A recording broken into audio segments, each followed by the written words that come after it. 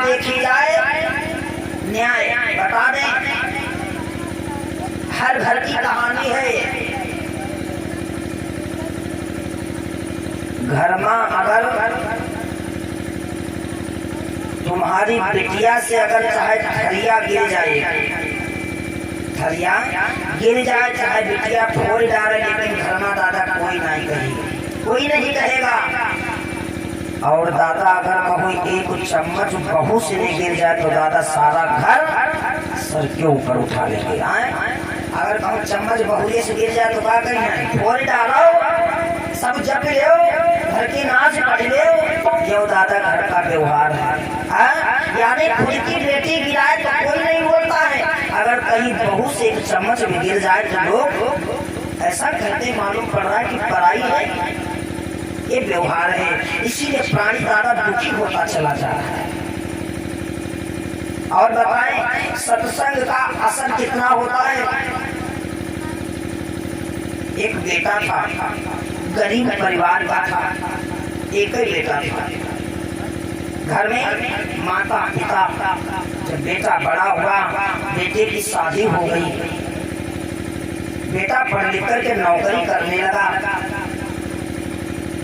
लेकिन वो जो बेटा था ना, बेटा ने थोड़ा सत्संग किया था, गुरु दीक्षा लिए था। एक बात बताएं, घर में जब बहू आ गई, माता पिता बूढ़े हो गए, जरा गौर से हमारी बात को समझना। बेटा तो चला जाता है नौकरी करने के लिए, लेकिन घर में कह जाता अपनी घरवाली से माता पिता को भोजन दे देना। लेकिन दादा उसके माता पिता इतने बूढ़े हो गए, इतने बूढ़े हो गए, चलने में असमर्थ हैं, चलने में असमर्थ हैं। एक दिन उसकी घरवाली अपने सास ससुर को भोजन देने गई, तो माता पिता भोजन कर रहे थे, बूढ़े हैं ना, तो भोजन करते समय दादा माता पिता को खांसी आ गई, खांसी आ गई। जब खांसी आई तो उस खांसी के साथ में दादा कुछ गंदगी उसी थाली में गिर गई। जब गंदगी थाली में गिर गई तो आज उसकी बहू ने क्या किया, अपने सास ससुर के साथ में जवाब दिया, उनके सीधे शब्द सुनाए, जवाब दिया, इतने बूढ़े हो गए, तुम्हें इतनी भी अकल नहीं है, भोजन करने की तुम्हें तमीज नहीं है, जिस थाली में खाते उसी में गंदगी गिराते हो, ये थाली कौन धोएगा। आज उसकी बहू ने क्या किया, थाली में लात मार दिया, लात मार दिया। घर में कड़ाई पैदा हो गई।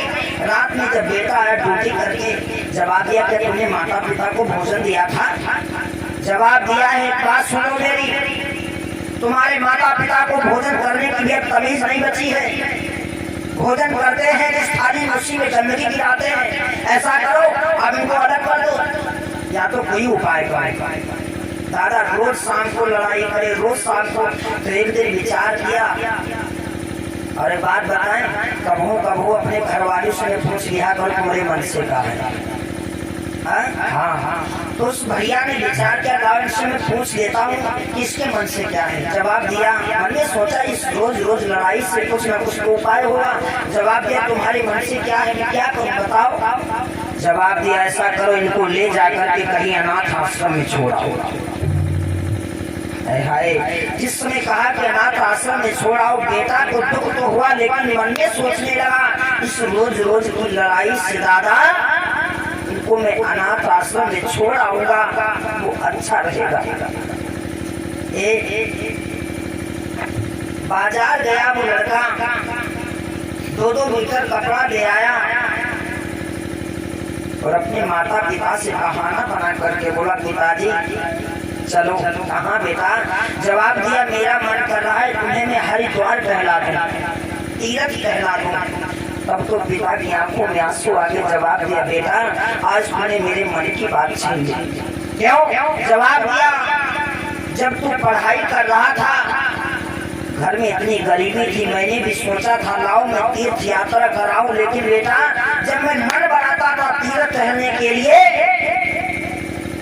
लेकिन बेटा उसी समय तेरे स्कूल से फोन आ जाता था, तेरी फीस जमा करने के लिए पैसे नहीं बन पाते थे। जो बन पाता था मैं विचार अगर बनाता कि लाओ हरिद्वार चला जाऊं, प्रयागराज चला जाऊं, लेकिन वही पैसे उठा करके बेटा मैं तेरे स्कूल से जमा कर देता था। लेकिन बेटा आज तुमने मेरे मन की बात सुन ली, चलो। लेकिन माता पिता नहीं जान पाए कि मेरे साथ में क्या होने वाला है।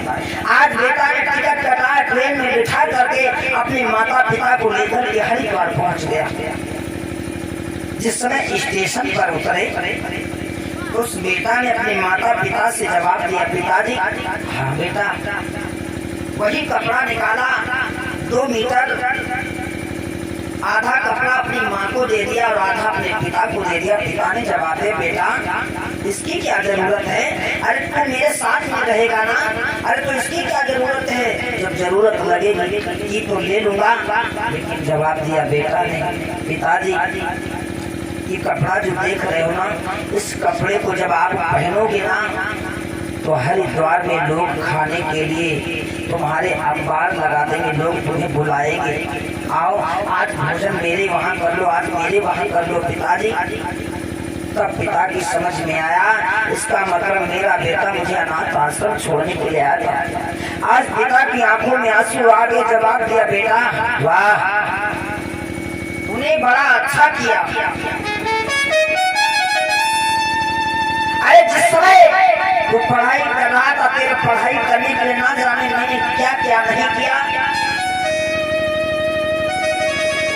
अरे मैं जब कहीं मन बनाता था जाने के लिए तो मैं जा नहीं पाता था बेटा। एक दिन वो था, अगर इस डाली पे कौवा बैठा तो मुझसे पूछता था, पिताजी ये क्या है? तो मैं हंस करके बताता था, बेटा ये कौवा है। एक बार नहीं, अगर तू 10 बार पूछता था तब मैं बताता था, बेटा ये कौवा है। लेकिन वारे बेटा जब तू सियाना हो गया, कोई बात नहीं, कोई बात नहीं बेटा। आज उसके पिता ने क्या किया, आधा कपड़ा अपने बेटा को दे दिया, ले जाओ बेटा। तो बेटा कहने लगा, पिताजी मेरे पास में कपड़ा बहुत है, ये रख लो आप, बहुत कपड़ा है मेरे पास में। तो पिताजी ने जवाब दिया, बेटा कपड़ा तो बहुत है, लेकिन एक बात बताएं, तेरा भी बेटा होगा एक दिन, बड़ा होगा, उसकी भी शादी होगी, तेरी भी बहू आएगी। अरे आज मुझे तो ये कपड़ा 2 मीटर मिल रहा है, लेकिन बेटा जब तेरा समय आएगा तो हो सकता तुझे 2 मीटर कपड़ा भी ना मिले, रख ले, तेरे काम आएगा। दादा लड़के ने सत्संग किया था तो आज उस बेटे की बुद्धि खुल गई। अपने माता पिता के चरणों में गिर पड़ा, रो करके बोला, पिताजी मुझे क्षमा कर देना, क्षमा कर देना। मैं मुंह माया में पड़ करके मैंने तुम्हारे साथ में बहुत गलत किया।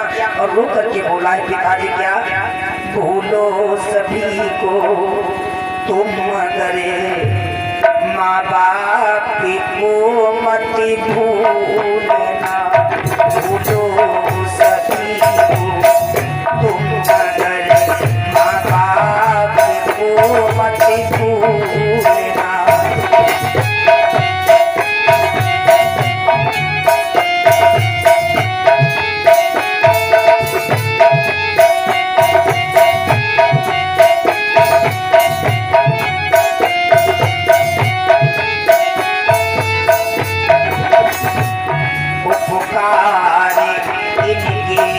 लाखों है इस बात को मत भूलना।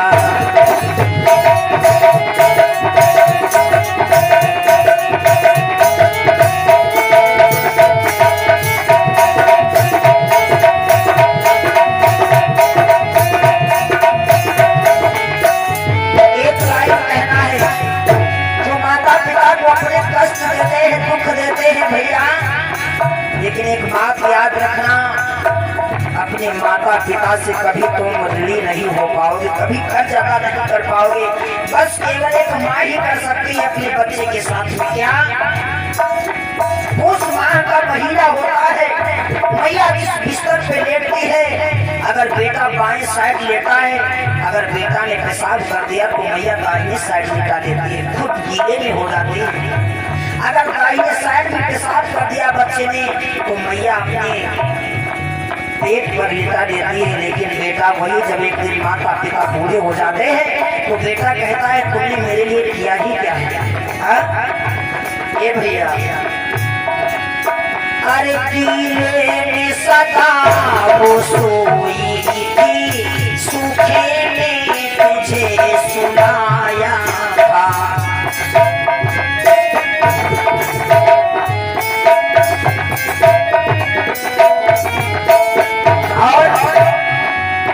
अरे बाहों का बना करके झूला तुझे दिन और रात झुलाया था।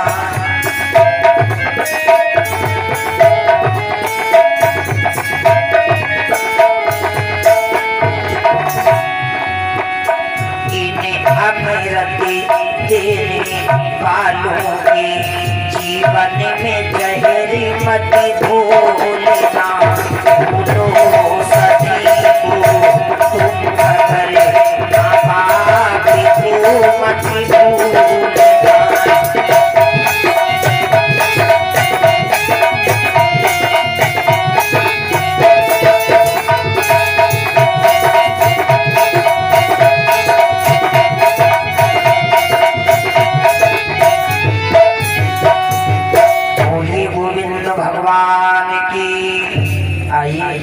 श्री सुखदेव जी राजा परीक्षित को गंगा के किनारे बैठे हुए बालू की रमणरेती में माया से लिप्त होकर के भगवान की रसोई अमृत में पावन चर्चा शुरू करा रहे हैं। मैंने दोपहर में बताया था कि अगर बचपन में भजन करोगे तो उसका फल कितना मिलेगा, और जवानी में भजन करोगे तो उसका फल कितना मिलेगा दादा, और बुढ़ापे में अगर भजन करोगे तो उसका फल कितना मिलेगा।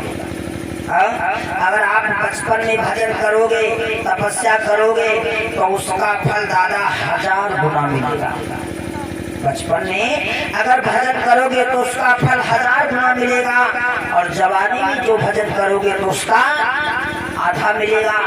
अगर दादा कुछ लोग कही देते हैं, अगर कहो दादा राम नाम लो, तपस्या करो, भजन करो, तो कहा दिया राम नाम का बुढ़ापन देखा जाए।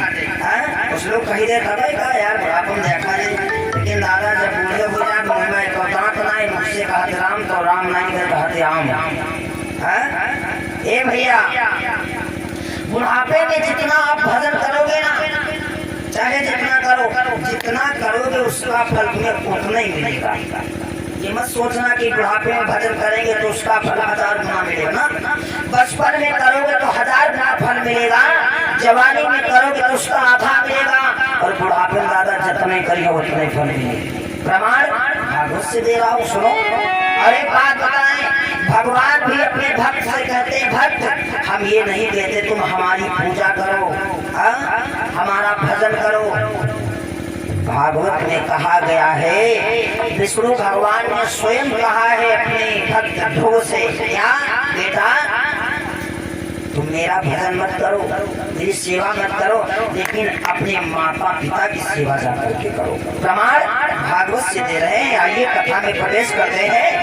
इस प्रकार से 5 वर्ष के बालक ने परमात्मा को बचपन में ही पा लिया। सभी लोग जानते हो तो अयोध्या के राजा हुए हैं।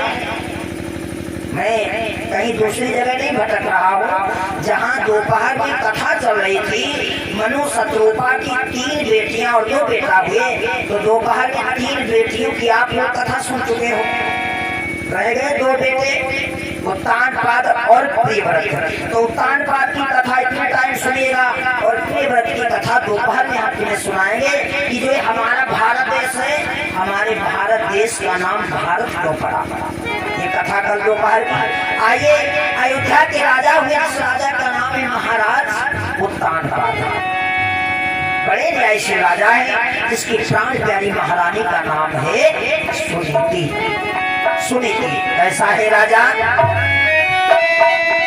अरे नीतिवान भूपाल आई सुना रूहाने प्रजा रे राजी, और जाती असकी रति केरी दो चारे सुरग में भैया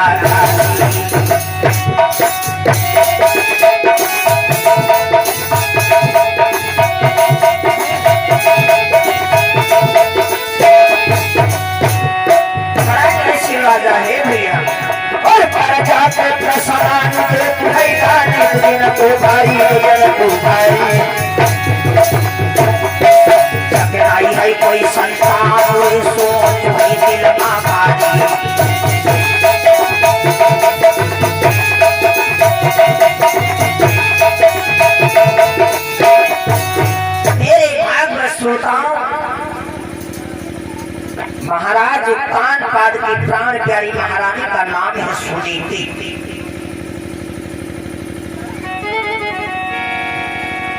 सुनीति प्राण प्यारी सुबह उठकर के सबसे पहले अपने पति के पैर छूती है। दादा, घर में किसी बात की कमी नहीं, लेकिन कमी एक बात की है। क्या? घर में कोई संतान नहीं है। लेकिन सुनीति है बड़े नियमों वाली, अपने पति के सर्वप्रथम सुबह उठकर के पहले पैर छूती है। पैर छूती है तब कोई दूसरा काम करती है। तुम्हारे गांव में कथा काफी दिन से हो रही, कई साल हो गए, बड़े बड़े विद्वान आए होंगे, तो हम इतनी हमारी माताएं बहनें बैठी, हम जानना चाहेंगे ऐसी कौन सी माता है जो सुबह उठकर के अपने पति के पैर छूती? जरा हाथ उठाओ।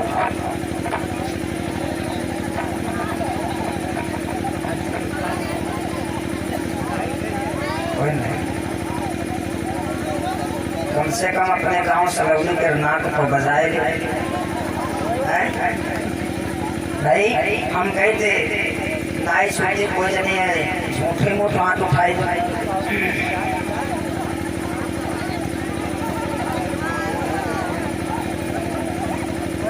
कोई बात नहीं। एक भी माता जी, बहुत अच्छी बात। माता जी के लिए एक बार ताली बजाओ जोरदार सभी लोग। तो कोई बात नहीं बताई, एक कमी है, छोटी तो सभी जमी हुई है। सोचते हैं अगर हाथ उठेगा, हाथ कैसे उठाई? अगर जो हाथ उठाए तो पड़ोसी जी बैठी है, ये सोचे कल दूसरे तुम कंडक रोकते आज बड़ी कथी गिरता बनता भैया। कबहू नाई छोड़ती है, लेकिन दादा साल भर में याद आए तो छोड़ते नहीं। समझ गए होगी करवा है, करवा चौथ हम जरूर छोड़ते। वहाँ बड़ा कहे सुने से मनमा सुनते यू करेगा करवो भी चंपा टिपाटे है। हाँ, कोई बात नहीं, यहाँ की बात नहीं। सभी माताएं मैंने छोटी है पैर, नाई छोटी है तो खाली छुए लागे वाले 4 दिन आगे खुशी बापी।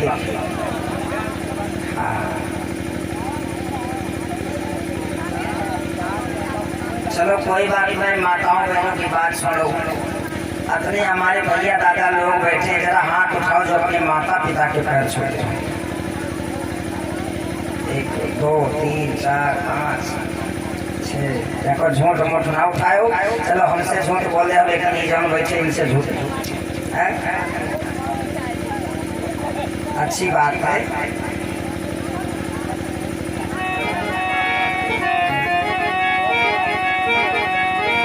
बोली गोविंद भगवान की।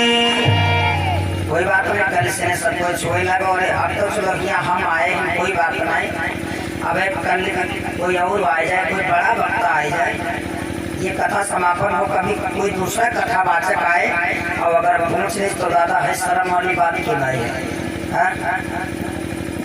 कोई बात नहीं छूटी हो तो कल से छूने लगना सभी लोग। आइए। हाँ, बात कहाँ चल रही थी? हम कथा भूल के नहीं चक्कर में। सुनीति उठती है, सबसे पहले अपने पति के पैर छूती है। दादा, घर में सब कुछ है लेकिन एक संतान नहीं है। और आप सभी लोग जानते हैं जिसके घर में कोई संतान नहीं होती है ना, उसका घर शमशान से शुरू मालूम पड़ता है। एक विद्वान कहता है, घर में चाहे कितना भी सोना चांदी धन दौलत क्यों ना हो भैया संजीव, अरे चाहे लाख भरे हुई मोती,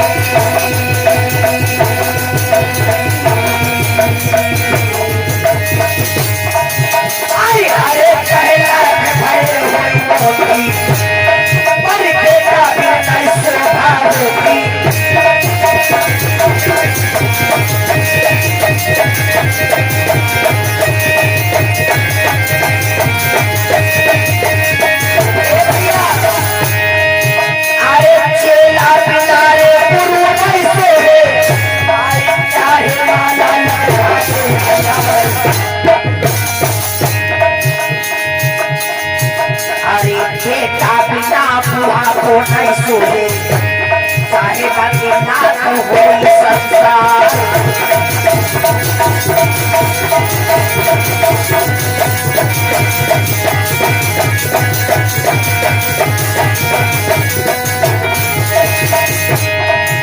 अरे बेटा बिना बुढ़ा को नहीं सोहे माई चाहे बाकी लाख होई संसार।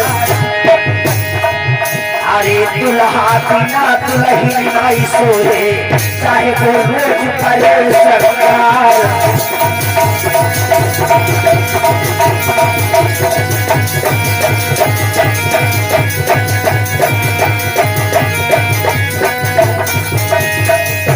कि हम नाई आवती थे भैया, हम नाई आवती थे तुम्हारो प्रेम खींच ले आओ।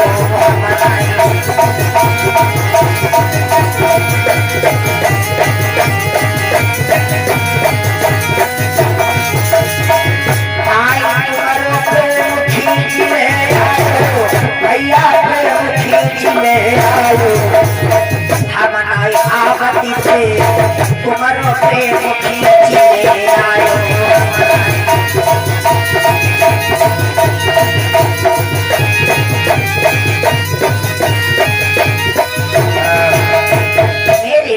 श्रोताओं घर में कोई लाल नहीं है। रानी सुनीति उदास बैठी है, उदास बैठी है।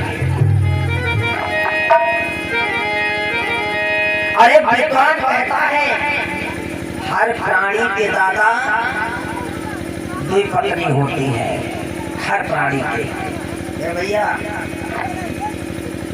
एक विद्वान कहता है हर प्राणी के दो पत्नियां होती हैं। कुछ जने सोचते हुए यार हम एक जनी तो हम एक जनी कहाँ रखते हैं, सोचते हुए हाँ दादा हमारे घर का तुम लड़ाई करवाए दे का घर में। लेकिन हम इन बाहर वाली पत्नियों की बात नहीं कर रहे हैं। एक विद्वान कहता हर प्राणी के दो पत्नी होती, एक होती है मनमती और एक होती है बुद्धिमती। महाराज कान पाठ की रानी सुनीति घर में लाल नहीं है, उदास बैठी आंगन में। अरे विद्वान कहता है क्या, अरे कोयल बिन पतिया, कोयल बिन पतिया सोने लागे कोयल बिन पतिया।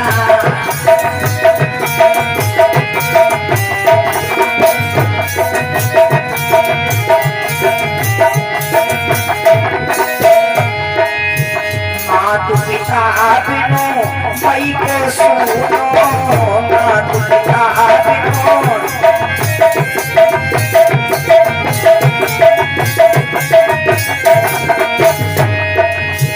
हाय किरण बिना रखिया सोनी लाग कोयल बिना पतिया।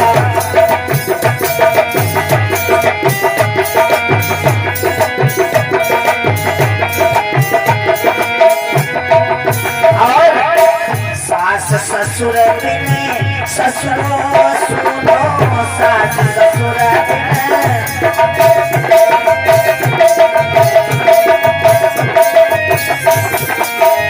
आय सजन बिना से दिया सोने लागे कोयल बिना पतिया।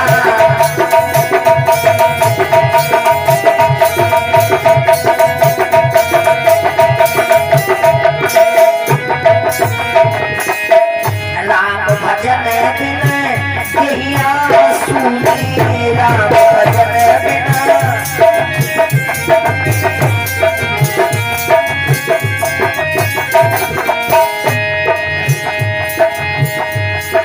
नीर बिना नदिया सोनी लागे कोयल बिना पतिया, सोनी लागे कोयल बिना।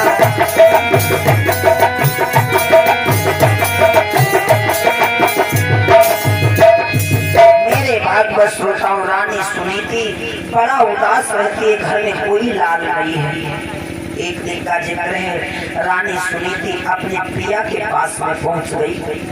महाराज उत्तानपाद के सामने जाकर के पहुंचे, रोने लगे। महाराज उत्तानपाद कहने लगे, हे रानी क्यों रो रही हो, क्या बात है, क्या कारण है? रानी सुनीति करके बोली, स्वामी ये घर जो है ना मुझे काटने को दौड़ता है। क्यों? जवाब दिया है, महाराज घर में कोई लाल नहीं, मेरा मन नहीं लगता, नहीं लोगे। मैं जिधर निकल जाती हूँ दुनिया मुझे बांझ कहती है और तुम्हें दुनिया निर्वंशी कहती है। महाराज मुझे दिन रात यही चिंता खाए जा रही है, मैं क्या करूं? मुझे यही चिंता खाए जा रही है।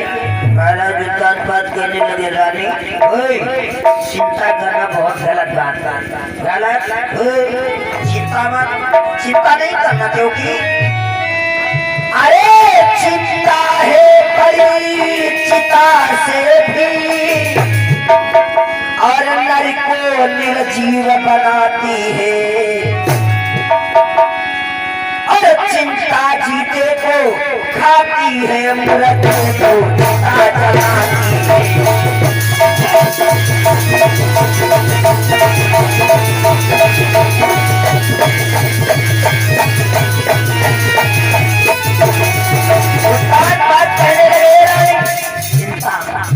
चिंता गलत बात है, चिंता करना, चिंता मत करो, क्योंकि चिंता से भी बड़ी चिंता होती है। अगर प्राणी के अंदर चिंता घुस गई ना तो चिंता एक ऐसी चीज है आदमी को अंदर ही अंदर खोखला बना देती है। रानी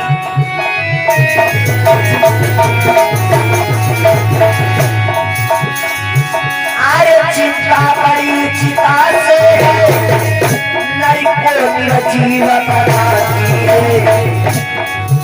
चिंता जीते को खाती है, मृत्यु को चिता जलाती है।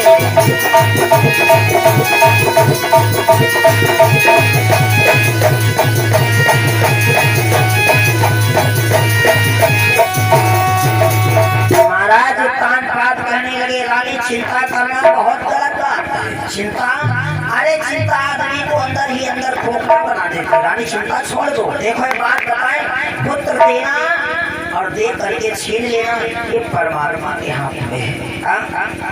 इसलिए जही विधि राम राखे तही विधि रहिए, और विधि का विधान दे तो हानि लाभ सही है। रानी चिंता मत करो, परमात्मा चाहेगा तो संतान हो जाएगा। लेकिन रानी कहने लगी, स्वामी मुझसे देखा नहीं जाता है, फिर क्या करूं बताओ, तुम ही बताओ। रानी कहने लगी, स्वामी एक उपाय है। कौन सा? आज रानी रोई करके बोली, स्वामी सुनो। क्या बोली रानी? ऐसी कोई मैया नहीं होगी जो अपने पति से ऐसी बात कहेगी जो आज रानी सुनीति कहने जा रही है। क्या बोली रानी? अरे तुम प्याह दूसरो करीली जो बोले साजना, तुम प्याह दूसरो करीली जो बोले साजना।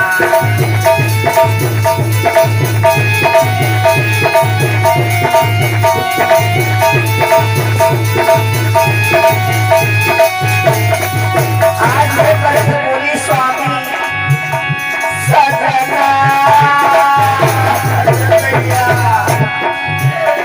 अरे मेरी बहना खलई जबोले, हाय मेरी बहना खलई जबोले, पैदा हो जाइए, हाँ पैदा हो जाइए, भागे लालना भूले साधना।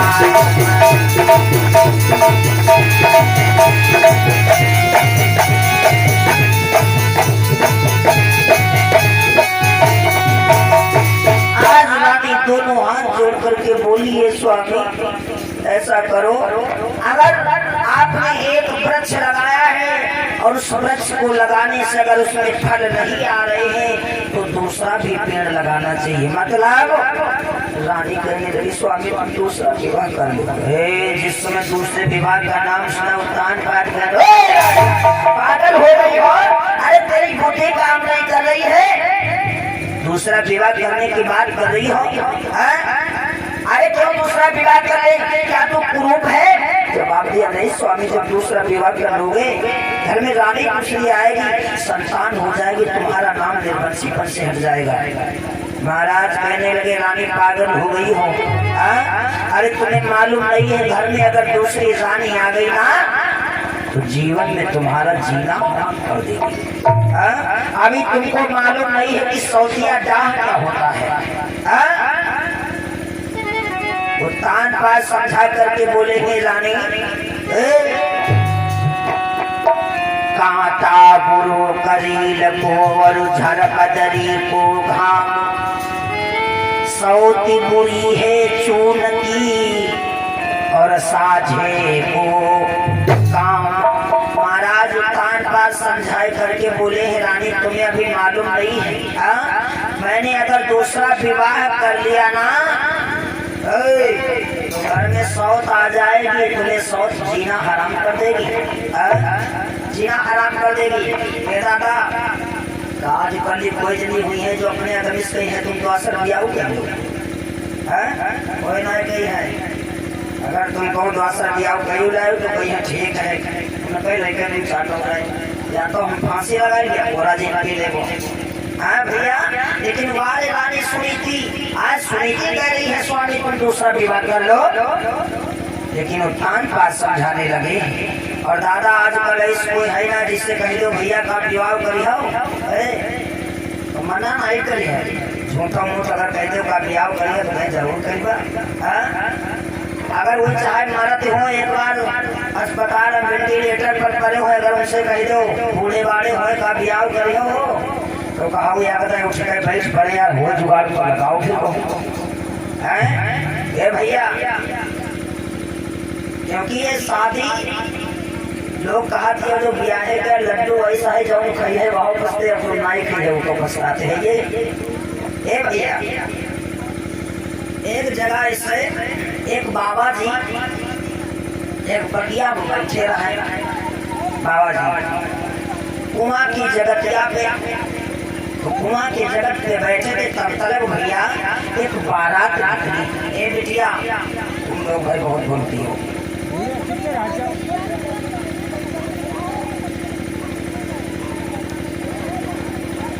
तुम लोग बतलाए तो हम बाद इकट्ठा कही।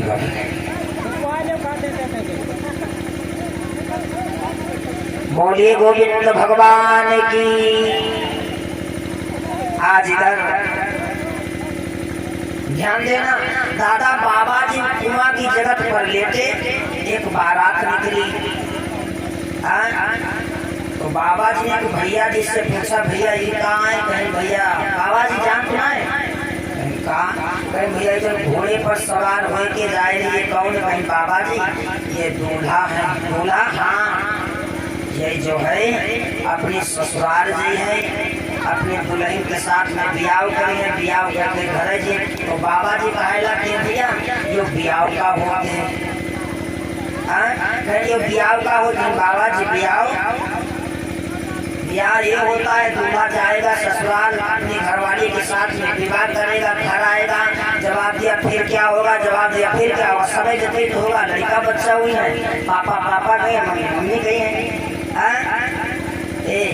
अच्छा बाबा जी जानते हैं ब्याह का हो, भैया जी चले गए। बाबा जी कुआं पर लेटे, जेठ महीना दादा चली हवा, बाबा जी का नींद आएगी। ध्यान देना, अब बाबा जी सोए गए दिनमा, बाबा जी सोए गए और दादा बाबा जी सोवत बात सुन गए करे ना, बाबा जी का सपना हो जाएगा कि बाबा जी का सपने ब्याह हो जाएगा।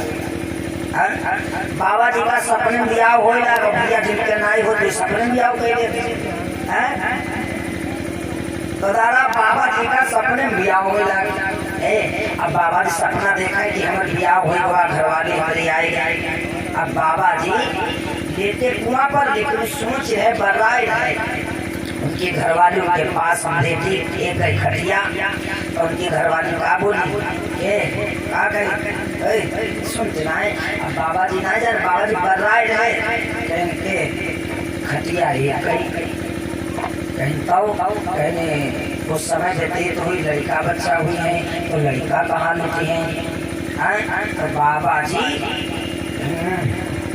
लड़का हो तो लड़का कहाँ देती है? बाबा जी थोड़ा हुई तो बनाए रहे खटिया एक बाबा जी थोड़ा खसके कहेंगे यहाँ पर तनी जगह हुई कहीं लड़का क्या देती है? और बाबा जी भैया थोड़ा बड़े हुए कुआं की जगह दिया किनारे आ गई। तब तक खड़ी बोली के क्या कहे तो का एक लड़का थोड़ी फिर एक लड़का हुई कब कहाँ लेती है? तो बाबा जी दादा ये भैया जिस समय कहा कि तेरे बाबा जी झड़प कुआं में गिर पड़े और जब कुआं में गिरे दादा तो दादा ले पड़ी। अरे ये भैया बाबा जी का कुआं से लोग ने निकालो बाबा कहाँ हुई लो कहीं बाबा जी बोले भैया हुई का गो सपने हमार बियाह हुआ दादा हमार सपने में बियाह हुआ तो हम आते कहिए कुआं में गिरे जिनका हुई गवा दादा वही करते कहिए कुआं जाते हैं। बोलिए सच्चिदानंद भगवान की। उत्तान बात समझा रहे हैं रानी दूसरा विवाह मत करवाओ क्योंकि सौत जो होती है बहुत खराब होती है। अरे सौत की चून की पूरी अरे चेहरे की छुरी मान ले प्यारी अरे कोई घर से दे है निकारी रनिया करी है तेरी द्वारी।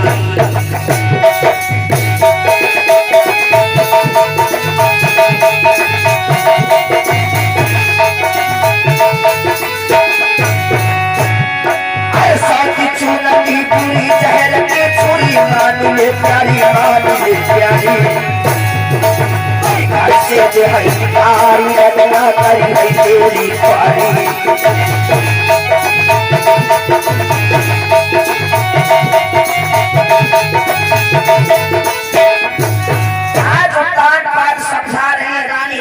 विवाह मत करवाओ घर में सौत आ जाए तो जीना हराम कर देगी। अभी तुम्हें सौतिया डाह नहीं पता है कि सौतिया डाह क्या होता है? अरे विद्वान लोग कहते हैं चून की सौत भी बुरी बतलाई गई है। चून की सौत है भैया। एक विद्वान कहने लगा भैया चून की सौत सबसे बुरी बतलाई गई। वही एक छोटा सा उदाहरण छोड़ करेंगे। एक भैया ने कोई विवाह करे और भैया हमारी बुराइयाँ है अगर कुशल चाहो जीवन नहीं है तो फिर ब्याह ना करो। अगर तू ब्याह करे तो फिर तो तुम्हें टांगा नाचिन हुई है। हाँ तो एक भैया ने कोई ब्याह किए तो बड़ी वाली जो है वो सीधी साधी रहा लेकिन जब छोटी वाली है जरा छोटी वाली थोड़ा लड़नी अब वही जब तक छोटी वाली दिन भर में बड़ी वाले से आगे चक्कर लड़ाई ले अब तक दादा उनकी जबान खजुआवा करे। कुछ जमी होती है जब वो लड़ाई लेते तब उनकी जबानें खजुआन करते हैं। हाँ तो छोटी वाली रोज लड़ाई करे रोज घर में झगड़ा हो तो एक दिन घर वाले आए मन में विचार करो यार ये रोज लड़ाई स्वीकार करे कहाँ चले जाए हमने आफत पड़ गए हम तो विवाह कर ले। घर वाले भी विचार करो लाभ का भोजन बंटवारा कर दे। कहा बंटवारा करो? जवाब दिया इस करो बड़ी वाली के लिए एक कमरा लेके दे दे। कहाँ कहीं बड़ी वाली लहरपुर रहे और छोटी वाली हमें गाँव में यहाँ रहे। कौने गाँव? सलौली में है। हाँ छोटी वाली वही है सलौली और बड़ी वाली रहे लहरपुर। बंटवारा भी हुआ दादा बड़ी वाली लहरपुर चली गई और छोटी वाली बची घर में अकेले। रोज बड़ी वाली लड़ी लेती रहे तो हमसे लड़ी लेती रहे दादा बड़ी वाली कहीं चली। अब लड़ाई किन से एक दिन हुईगा 2 दिन हुईगा दादा अब उनका मन नहीं मान बाहर निकल अगर पड़ोसी को देखे दादा पड़ोसनी डरे या लड़नी है उनका देखे तो दादा दरवाजा बंद कर दे। अगर ये हम लाग गए तो मुँह छुड़ाना मुश्किल हो जाए। मन में विचार किया अब क्या करें। एक दिन शाम का वक्त अपने पति खाना खवावे और धीरे धीरे पंखा जले। जान जाओ अगर तुम्हारी कोई ज्यादा सेवा कर रहा तो जान जाओ कुछ मांगना चाहते हैं।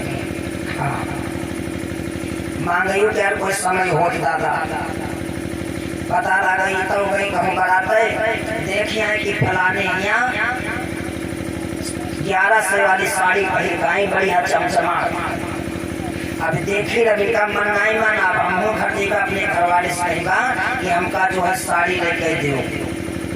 और घर वाले सोचे भैया चैत बैसाख महीना गेहूं काटे गए तो मनमा सोची भैया गेहूं तो कट के लाओ तो आंधी पानी आएगा तो भैया सब लाख उड़ाई जाए। अब वो दादा भरी दोपहर में वो लाख बांधे रहे। अब घर में इनका साड़ी लेवास लगे कपड़े खाना हुए तो हम साड़ी मांगे से। जिस समय भैया आए दोपहरी में यहाँ पानी नहीं दे पाए, पानी नहीं दे बस का गए फलानी या दीदी आए ना 11 सौ की साड़ी पहन गई रहे। आज जब से हमारे तब से यार साड़ी नहीं लेते दियो ये दादा। जिस समय ऐसा कहूँ तो हमारे खुद जल बोला और उठाई लाठी बिचार ढूंढ साड़ी पाई जी हो साड़ी ऐसे नहीं मांगी जाती, कम मांगी जाती। जान जाओ जितने ज्यादा खुश हैं, ज्यादा खुश हैं पास में बैठे जाओ धीरे धीरे प्याना हको खाना खाए हो तब वहीं आकर रोटी लेकर जाओ ले रोटी ले रोटी बनाए खाए ना तुमका हमारे का समझा कर दे। जब दादा जान जाओ यार रोटी वाला ये आज बड़ा खुश है तब धीरे धीरे अपने बात कहो के क्या कहे अल्लाह नहीं है जी जी नहीं रहे। वो बड़े बड़े बाला पहले कह रहे झुमका सुई धागा वाले का हमका ले नहीं दे हो चलो तुरंत चलो लहर पूरा भर लियो। दादा मांगे समय होते हैं पता लगे तो बाहर तेल बनाए गए तुम अपनी बात रखी दो तो तुम पाई जाइ हो ना। ए भैया अब छोटी वाले में यहाँ लड़ाई का नहीं मिले। एक दिन कहा लगी धीरे धीरे पंखा चलाए खाना खवावन के का कहीं का चीज यही हो ना। हाँ लेगा तुम्हारे बेटे लड़ाई बदल लेगा घर में बैठे अब जब लड़ाई लड़ाई मिला एक दो दिन व्यतीत हुआ दादा खाना बनाई रोटी बनाई थोड़ा आटा बच गया आटा तो मनवा सोचे अब क्या कर कोई आटा गई दादा गूंथ गई हाँ बस बढ़िया बाकायदा आटा की सौत बनाई रही बढ़िया मुँह बनाए दिन नाक बनाए दिन एक छोटा कपड़ा ले जाए हमारे लपेट दिन बिंदी लगाए दिन सारा श्रृंगार कर दिया। मतलब कैसे लड़ाई करें अब बढ़िया चून सौत आटा सौत बना कर बेड पर लेटाई दे कोई नहीं देती। सुबह हुआ सुबह बहुत ज्यादा बर्तन मान जाए चून सौत बेड पर लेती बर्तन मांझ रही जान का बोली उठे आए भाई सोए बना बेचारा भोर आए था सोए और भगत में चाय मेरे मुंह में गरम गरम चाय दादा है कोई नहीं आटा सब है ठीक है रोज आओ बर्तन मांझ ली बर्तन भरे दोपहर हो जाए तुम्हारे पप्पा मजी गए रुका उठो बर्तन मजी गए चाय बनाए ले उठे में आया भाई तो अब है तुमका देव खाना माने खाए बच्चों लीजियो दादा कोई दिन गुस्सा ज्यादा आई जा एक दिन गुस्सा ज्यादा आई गई चलो एकदम लेटी आती चलो और तुमका घूमने में लगाई दी बाई जाइयो नहीं कहीं कहूला बर्त चलो चलो चलो ये ले जाए घूस दिन दादा जिस समय कहूलम लगाए दिन दादा वही में कहूँ से नमक की दरिया आई दादा वह नमक की दरिया लगी और भैया उनकी बाई आंख एक साफ तो भैया इसीलिए कहा गया है कांटा बुरो करीन को झर बदरी को घाम सौत बुरी है चून की और साझे को वो तान बात समझा रे रानी दूसरा विवाह मत करवाओ क्योंकि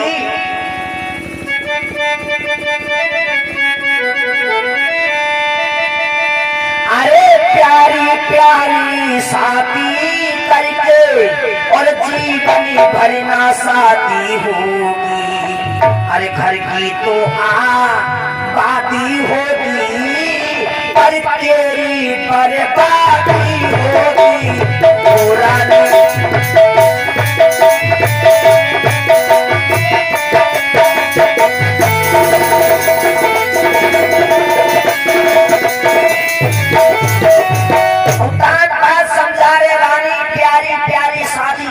जीवन भर शादी ना होगी, अरे घर की तो आबादी होगी पर तेरी बर्बादी होगी अगर तूने दूसरा विवाह करवाया। और सुना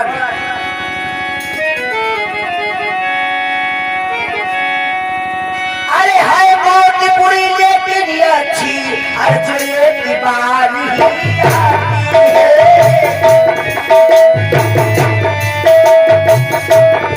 अरे मौत से 100 की 100 तरह बुरी, छाती दिन रात जगाती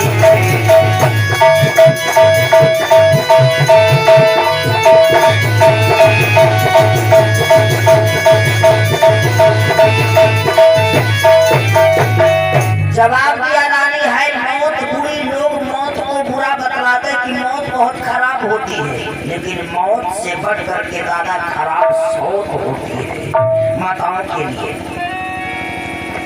मौत एक बार मौत आ जाएगी तो हंसी खुशी से गले लगा लेगी, लेकिन दादा कहूँ घर में सौत आएगी तो जान लो फिर है जी नहीं हराम। सौत की बात आई है। एक जने मेला गए, मेला कहा गया, अरे मालूम बोले यहाँ विश्व मेला बहुत बढ़िया लगा था। मेला गए तो जो मेला देखे गए भैया वो जो रहा है वो दिन भर गैया चरावा करते हैं। हाँ तो मेला देखे गए वो थोड़ा दिमाग से हल्का एक तार होता है। जब वो मेला देखे गए भैया तो यह संजीव मेला में यहाँ जो लाइन लाइन लगाए वो शीशा गंगा बेचा दुका काढ़ा पिताश्री विशाखी। हाँ तो भैया साहब ने देखा लाइन लाइन जो है लगाए सब जो है दुकानदार शीशा लगाए बैठे। तो भैया ने शीशा में अपना चेहरा देखा, मन में विचार किया मेला में यहाँ तो बहुत बढ़िया बढ़िया नौकर निकले हैं। हाय दादा घर में हम रोज गैया चराए के मर जाई तो हमें दौड़त दौड़त आए लाओ एक नौकर खरीद लेना है गैया चरावा करी। ए भैया दुकानदार से बोले भैया जब शीशा कै रुपये, जवाब दिया ये शीशा 10 रुपये।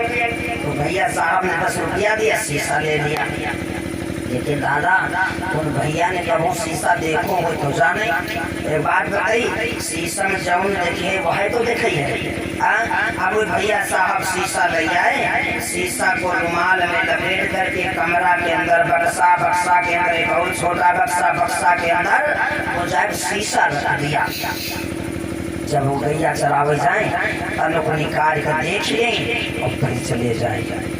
और शीशा हो दादा अहंकारी, शीशा अहंकारी हो।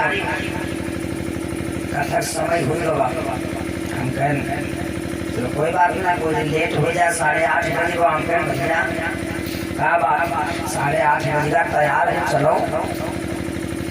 बड़े कहे सुने सुनो उठते हैं, उठिए मुँह हाथ धोई है उठाई है शीशा। कोई शीशा देखत है तो जरा गौर से देखो कैसे देख शीशा। शीशा उठाई हम देखे मार शीशा में मुँह ऐठे रख दे।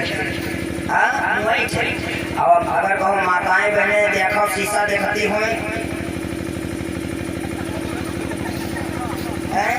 मार तो यार काचर बड़ा मौत लगा मार शीशा मुँह ऐठे रख देते तो शीशा होते अहंकारी।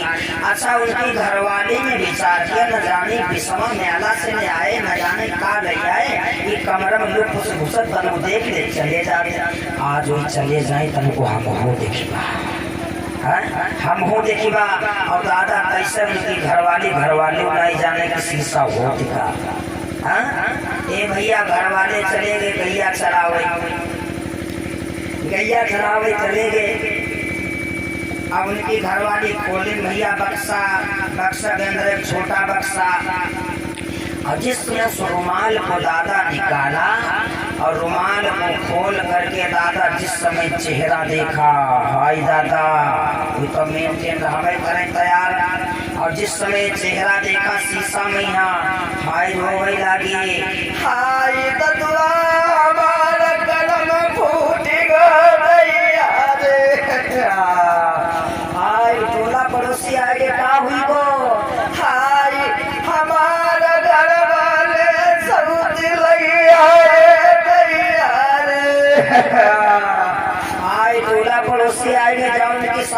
बुलाई लाओ।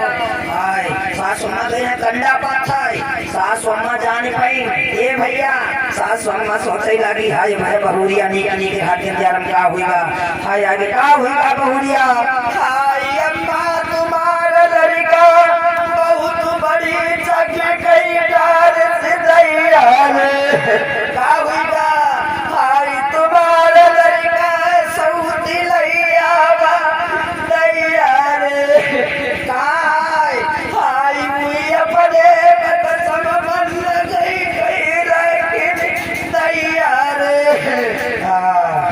हाय कहीं कहाँ है बूढ़ा के दिन शीशा भैया बूढ़ा देखी दादा चौल देखी भाई तो देखी बूढ़ा रोवे लगी, हाय मरी गऊ लावती लावती लायो तऊ ये तऊ ना ए भैया गोस्वामी तुलसीदास जी लिखते हैं क्या, अरे मोहन नारी नारी के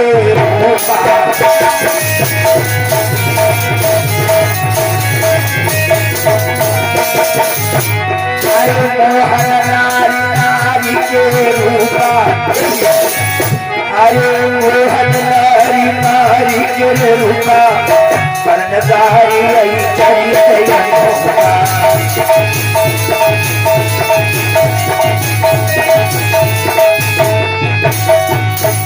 वो मेरे भाग में श्रोताओं कान पाद समझाए रहे हैं रानी दूसरा विवाह मत करवाओ मत करवाओ। और क्या बोले रानी, अरे राजनीति ये कहती है अरे सर दे दे बेटी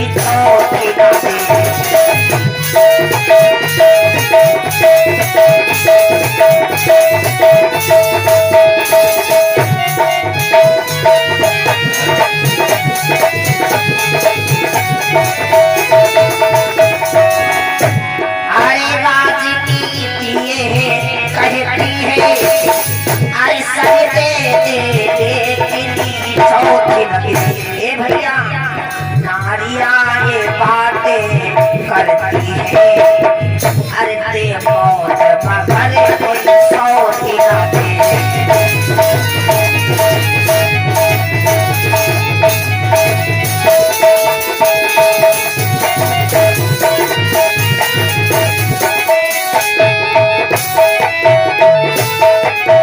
ये भागवत श्रोताओं आज महाराज उत्तान पाद बहुत समझाया बात समझाया लेकिन रानी नहीं मानी। जब नहीं मानी मेरे भागवत श्रोताओं महाराज उत्तान पाद सुबह जो है शिकार करने के लिए गए, जंगल में एक लड़की से मुलाकात हुई नाम सूरज है, सूरज के साथ में बात हुई, बातचीत करने के बाद में महाराज उत्तान पाद ने सूरज के साथ विवाह कर लिया। बड़ी वाली रानी का नाम सुनीति, सु माने सुंदर, नीति माने विचार, जिसके सुंदर विचार वही है सुनीति।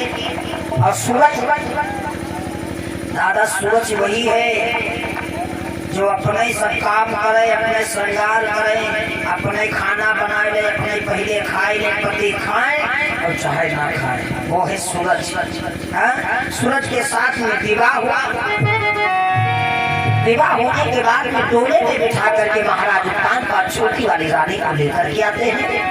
ये विवाह करे अवधि में आए, अरे खुशी खरी खरी छाई है, विवाह करे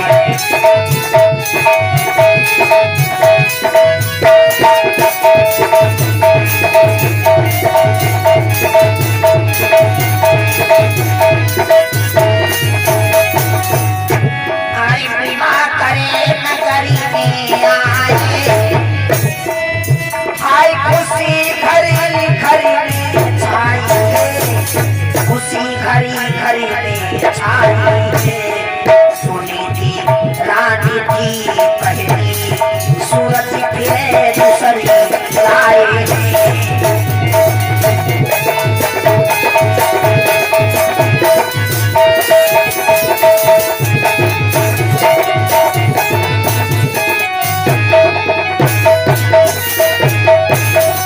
मेरे भागवत श्रोताओं दूसरा विवाह करके महाराज उत्तान पाद अयोध्या आए। जिस समय अयोध्या में आए बड़ी वाली रानी हटा के ऊपर से देखा मेरे महाराज दूसरा विवाह करके ले आए। वीडियो बना लो 1 मिनट के जनता के।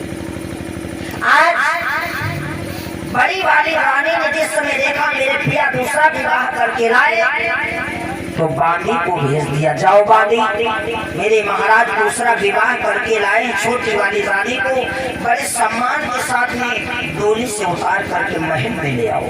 बांदी गई। जिस समय बांदी डोले के पास में जा करके पहुंची, ए भैया, तो डोले के पास में जा करके जिसमें बांदी ने पर्दा हटाया, पर्दे को हटा करके आज बांदी कहने लगी, रानी साहिबा चलो घर को चलो, और तुम्हारी जो है बड़ी वाली जो तुम्हारी बहन है वो तुम्हारा महलों में बेसब्र इंतजार कर रही है। जिस समय दादा बड़ी बहन का नाम सुना, ए भैया एड़िम लगी चोटियां बुझा, क्या कह रही हो, किसकी बड़ी बहन? बांदी कह लगी, महारानी साहिबा राजा की बड़ी वाली पत्नी। सुनी, क्या बड़ी पत्नी? हाँ। क्या राजा के कोई एक और रानी है? हाँ, बड़ी वाली रानी है, उन्होंने ही तो तुम्हारा दूसरा विवाह करवाया। दादा जिस समय दूसरी रानी का नाम सुना तब तो रानी, छोटी वाली रानी के अंदर क्रोध की ज्वाला ऊपर पड़ी। जवाब दिया महाराज उत्तान पाठ से, राजा कि मैं क्या सुन रही हूँ, क्या तुम्हारे कोई बड़ी रानी है, एक और रानी है? तो दादा उत्तान पाठ चुपचाप खड़े। रानी कहने लगी, राजा अरे खड़े खड़े मेरा मुंह क्या ताक रहे हो, जवाब क्यों नहीं दे रहे हो? एक बात बताएं, गलती मेरी भी थी, मैंने तुमसे पूछा नहीं क्या तुम्हारी कोई रानी तो नहीं है? चलो कोई बात नहीं राजन, जब तुम्हारे घर में एक रानी थी तो हमें क्यों लेकर के आए? मेरा डोला वापस करवा दो। क्या घर में रानियां ला करके रानियों की माला बना करके अपने गले में धारण करोगे? राजन सुनो मेरी बात, जब एक तुम्हारी रानी थी तो हमें व्यर्थ ले आए हो, वह भोग करन के लिए काफी थी, मुझे भाड़ छोड़ के बुलाए हो।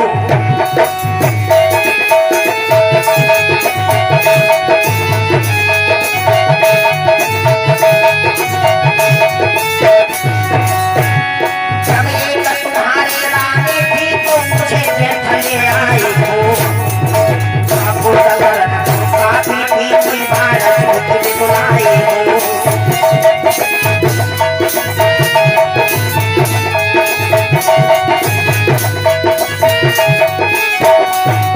रानी कहने लगी, जब एक रानी तुम्हारे घर में थी तो मुझे क्या लेकर के आए हो? अब इतना ही एहसान करो, मेरे डोले को वापस करवा दो, मेरे पियर भेज दो। जिस समय बड़ी वाली रानी ने ऐसा देखा तो रानी सोचने लगी, जिस नाटक की मैं नटनी हूँ वो नाटक टूटा जाता है, और जिस अंडे में मुझे आशा है वो अंडा फूटा जाता है। आज बड़ी वाली रानी कांटा पर से उतर आई, नीचे आई, डोले के पास में खड़ी हो गई, और जिस समय डोले का पर्दा हटाया, जवाब दिया, बहन चलो मेरे घर को चलो, अपना दाहिना पैर जो है आगे बढ़ाओ। मैं ज्यादा नहीं, मैं रानी बनकर के नहीं, मैं नौकरानी बनकर के रहूंगी, घर की सारी सेवा करूंगी, सारा काम करूंगी, तुम्हारी सेवा करूंगी। अरे जब तुम्हारे कोई लाल हो जाएगा मैं तुम्हारे लाल को खिलाया करूंगी। जिस समय ऐसा कहा तो दादा छोटी वाली रानी ने बड़ी वाली रानी को खींच करके लाल मार दिया। अरे जब तेरे लाल हुआ नहीं तो तू लाल को खिलाना क्या जाने? जवाब दिया है छोटी वाली रानी ने महाराज से, महाराज अरे देखिए ये बूढ़ी बिल्ली भक्ति बनकर के इस चिड़ियाघर में रहना चाहती है, अरे ये मेरे लाल को खिलाएगी या जहर देकर के मार डालेगी? जिसने खींच करके लाल मारा तो आज बड़ी वाली रानी रोने लगी। रानी तुमने अच्छा नहीं किया, और रो करके बोलिए क्या? खींच के मारो लात बहनी तो लाज शर्म नहीं आई रे।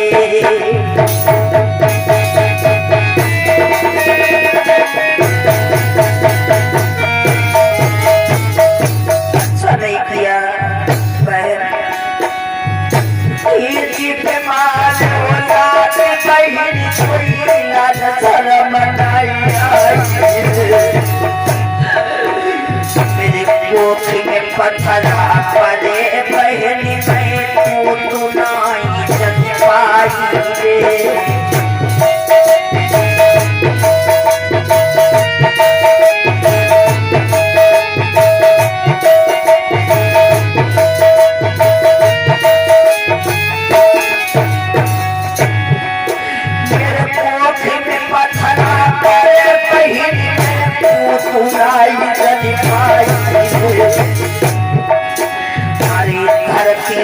फटी गई रे पापी सब दुख जाई समाई रे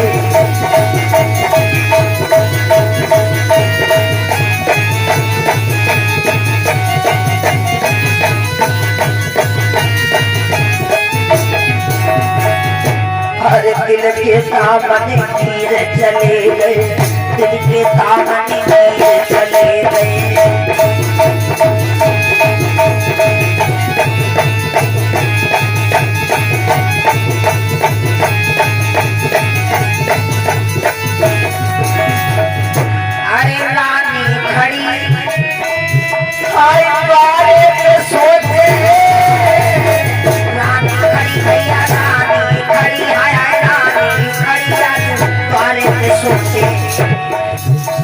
हरिओम को बंधइयो धीर चले गए दिल के दामन तीर चले गए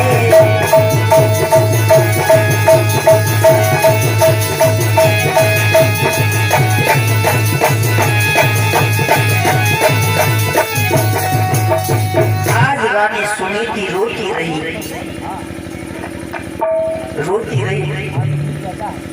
बहन तुमने अच्छा नहीं किया सूरज कहने लगी उत्तान से राजा या तो इसको घर से बाहर निकालो या तो मुझे मेरे पीहर भेज दो मैं इस घर में नहीं रह पाऊंगी सौत के सामने नहीं रहूंगी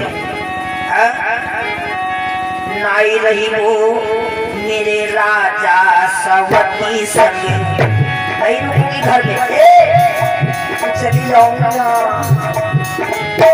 नाई रही वो मेरे राजा सवती संग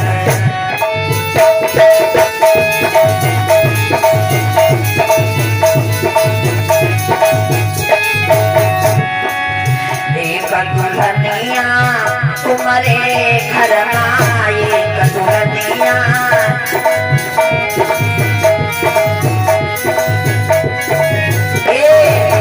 कैसे हुई है हमारो तुम्हारो सबो नाई रही हो मेरे राजा सवती संग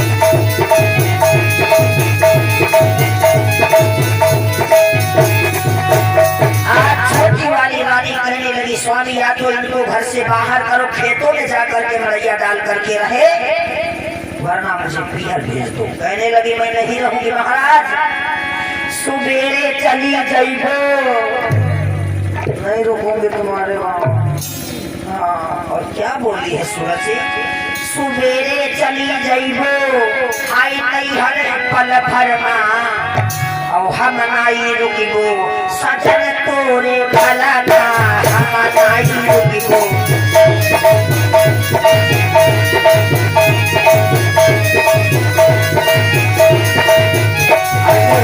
गाना नहीं है ज्यादा आज सूरज कहने लगी या तो इसको घर से बाहर निकालो खेतों पर जा करके मड़ैया डाल करके रहे या तो मुझे मेरे पीहर भेज दो रहना है तो जा खेतों पर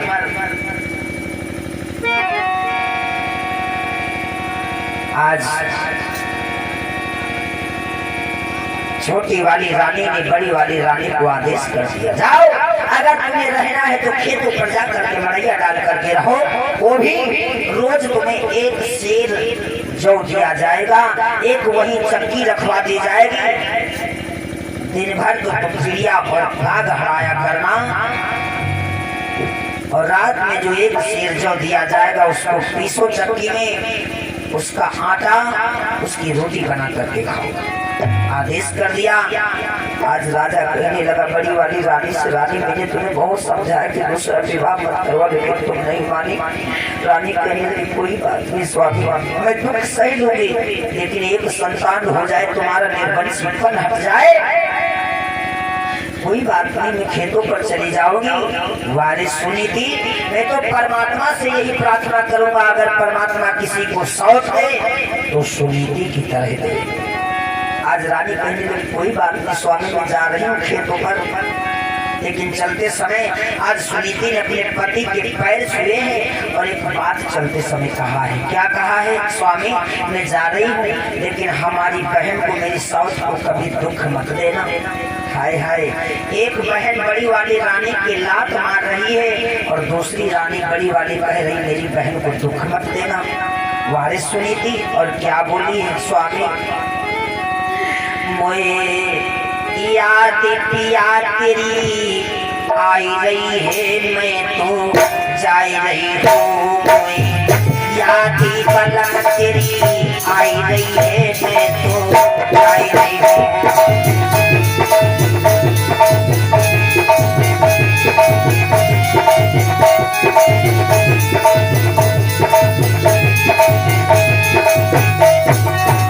मेरी बहना को दुख नहीं दीजो, मेरी सजना गुजारो कीजो। मैं छोड़ी रही तेरे सहारे पे, मैं तो आई रही हूँ। याद सजन तेरी आई रही है, मैं तो जाई रही हूँ।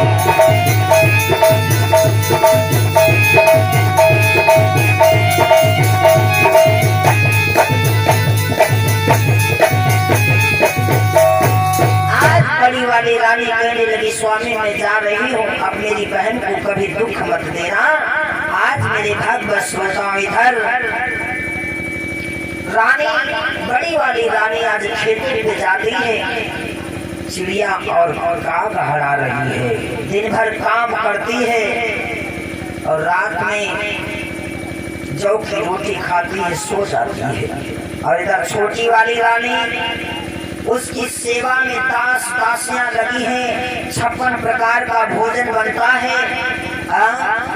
इधर रानी बड़ी वाली रानी सोचने लगी मैं क्या करूं, मैंने जो सोचा था वो उल्टा हो गया, इससे अच्छा मैं मर जाऊं। आज रानी सुनीति जंगल में जाकर के पहुंचे और एक कुआं में अपने पैर लटका करके बैठ गई। मन में सोचने लगी मैं मर जाऊंगी। और जिस समय मरना चाहा दादा, कूदना चाहा, उसी समय ब्राह्मण के भेष में ब्रह्मा पुत्र नारद आ गया, आवाज लगा दिया ठहरो देवी। अरे देखने में तो अच्छे परिवार से लग रही, किसी राजा की रानी हो, राजकुमारी हो, और ये गलत कार्य करने जा रही, तुम्हें मालूम नहीं आत्महत्या करना पाप है, क्यों मरने जा रही हो? तो रानी सुनीति रोई करके बोली बाबा अगर तुम सच्चे महात्मा हो तो तुम खुद जान जाओ मैं क्यों मरने जा रही हूँ। नारद बाबा ने ध्यान किया और जिसने ध्यान किया है तो नारद बाबा कहने लगे हैं देवी कोई बात नहीं, तुम जिसके लिए मरने जा रही हो ना, मैं तुम्हें वरदान दे रहा हूँ। और क्या बोले नारद बाबा? बिटिया अरे तेरी गोदी में कमल को खिल जाए तो घर को लौट जाइयो। तेरी गोदी में कमल को खिल जाए तो घर को लौट जाइयो।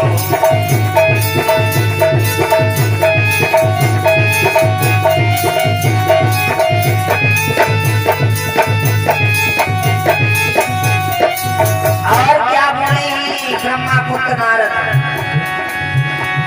अरे बिटिया बात हमारी मानो, बेटी कछु ऊंच नीच पहचानो। तेरी गोदी में हाँ तेरे घर में लालू को भी जाए वो घर को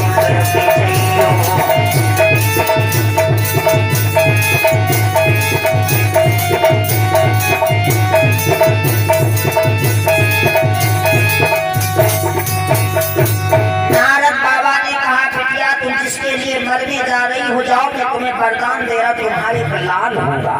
जिस समय ऐसा कहा तो आज रानी सुनीति कहने लगी नहीं बाबा ऐसा नहीं हो सकता है। अरे मैं पहले महारानी थी, महारानी से फिर मैं काग बिडारिन बनी, काग बिडारिन से मैं भिखारिन बन चुकी हूँ बाबा। लेकिन अब ऐसा वरदान देकर के मुझे कलंकिनी तो ना बनाओ। क्यों? जवाब दिया बाबा तुम जो वरदान दे रहे हो कि मेरे लाल होगा, अगर लाल हो जाएगा, लेकिन तुम्हें शायद मालूम नहीं है आज के बाद मेरी पति से मुलाकात नहीं होगी, और पति से मुलाकात नहीं होगी अगर लाल हो गया तो दुनिया के लोग मुझे जीने नहीं देंगे, कलंकित बना देंगे। इसलिए बाबा ऐसा वरदान मत दो। जवाब दिया ठीक है कोई बात नहीं बेटी, जाओ मैं दूसरा वरदान दे रहा हूँ।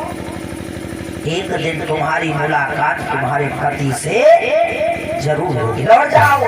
अब तो आज रानी दोनों हाथ जोड़ करके बोली माताओं को ध्यान देना। कहने लगी बाबा दो वरदान तो तुमने अपने आप दे दिए, लेकिन बाबा मैं तुमसे कुछ मांगना चाहती हूँ। क्या मांगो बेटी? जवाब दिया बाबा अगर हमारे एक बेटा होगा तो एक वरदान हमें और मांगे दे दो।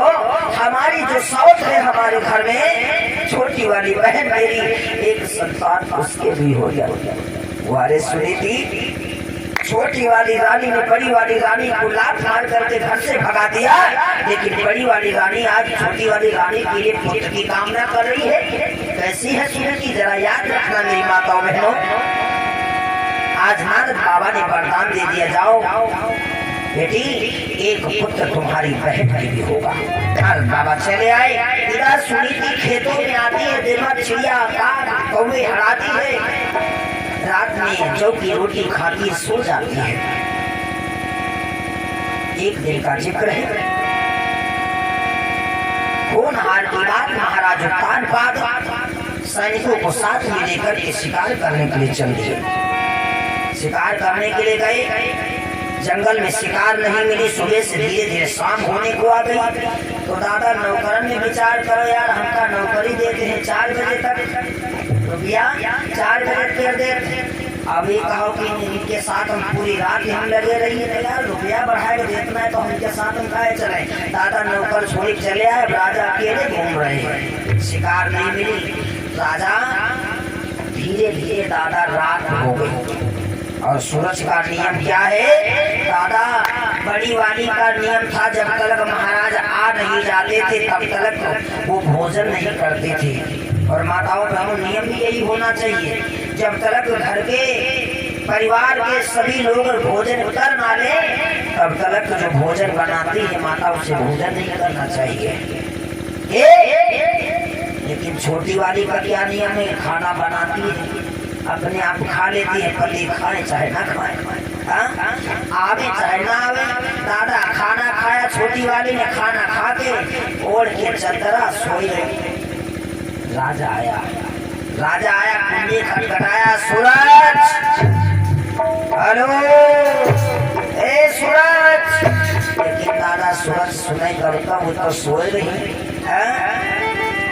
अरे सुख नींद सोए गए रानी,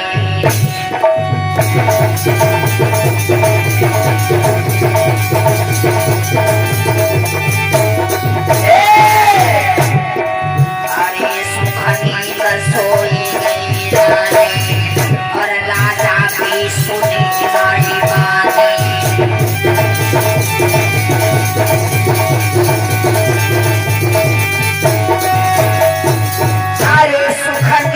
सोई गई रानी और राजा की है सुनी नहीं बानी।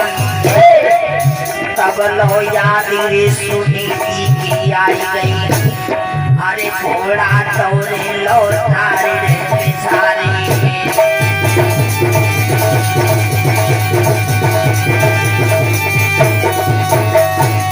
मेरे भागवत श्रोताओं राजा जगाता रहा, छोटी वाली रानी नहीं जागी।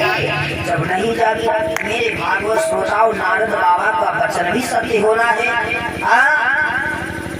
अब तक राजा को बड़ी वाली रानी की याद आ गई। 6 महीना हो गए रानी से मुलाकात नहीं हुई। चलो आज बड़ी वाली रानी से मुलाकात करते हैं। पहुंच गए, घोड़ा मोड़ दिया, जा करके पहुंचे, वहां कोई दरवाजा नहीं है, घास फूस का जो टटिया लगी। राजा आवाज लगा रहा है, सुनीति। सुनीति ने एक आवाज सुनी तो दादा उठ के बैठे, ये तो मेरे महाराज की आवाज है, मेरे महाराज की आवाज है। और राजा आवाज क्या लगा रहा है, अरे सोती हूँ तो जानी जावरे मेरी रनिया,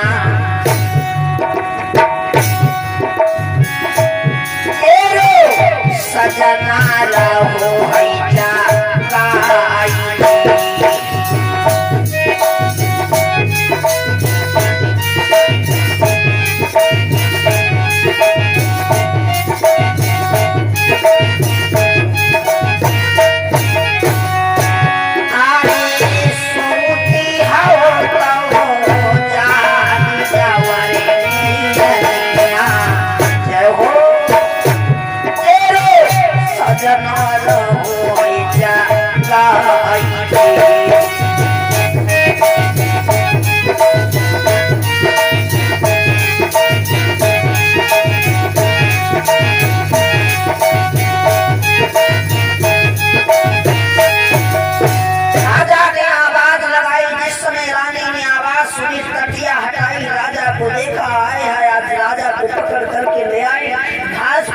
बिछौना डाल दिया।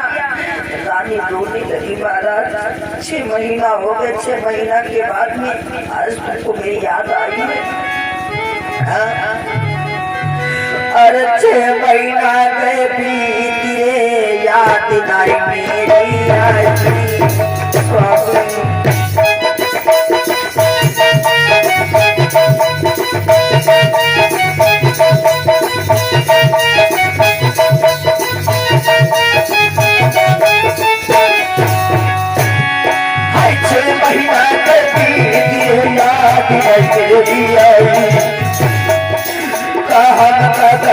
तुम भूलिए गयो हमें बिसराई,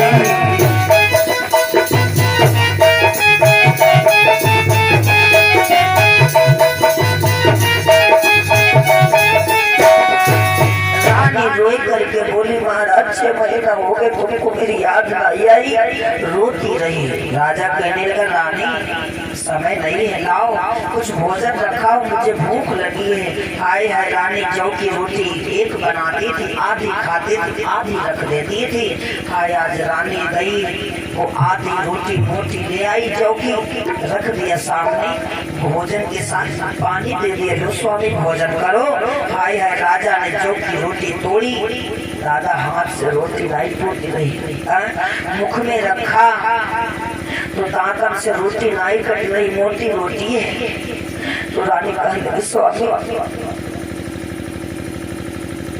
तुम तो 56 प्रकार का भोजन करते हो, जो कि रोटी खाने में दिक्कत हो रही है। ऐसा करो स्वामी, में 6 महीना हो गए हैं, इसी पानी में डुबो डुबो करके मैं रोटी खाती हूँ। स्वामी ऐसा करो, पानी में डुबो लो, नरम हो जाएगी, तब खाई लो। रानी रोती रही, राजा समझाता रहा, रानी मैंने तुम्हें बहुत समझाया, दूसरा विवाह न करवाओ, इतने तुम्हें तकलीफ सहने पर रहे। जवाब दिया, कोई बात नहीं स्वामी। धीरे धीरे रात्रि व्यतीत हुई। विनीत जी भागवत में लिखते हैं, क्या ये रात कौन सी है? अरे ये थी रात सुहाग थी, यही रात संपन्न है।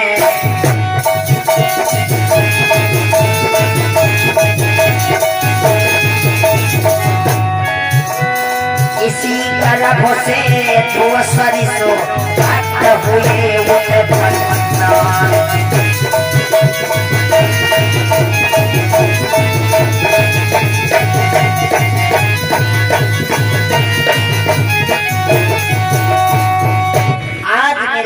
श्रोताओं, एक रात रुका है महाराज सुल्तान पाद। वहाँ सुबह होते ही जिस समय मुर्गे ने आवाज लगाई, महाराज चले गए। घोड़े पे सवार होकर के रानी सूरज ने बड़े उल्टे सीधे ताने कहे, ताने सुनाए, लेकिन राजा नहीं बोला। समय व्यतीत हुआ दादा, तो बड़ी वाली रानी की तरफ से एक बेटे ने जन्म लिया जो खेतों पर रहती है।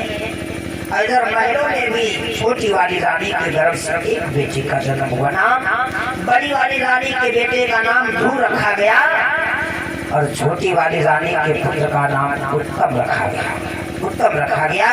आज घर में दो दो बालक जन्मे हैं। आइए धीरे धीरे समय भी पूरा हो रहा है। दो दो पुत्रों का जन्म हुआ है।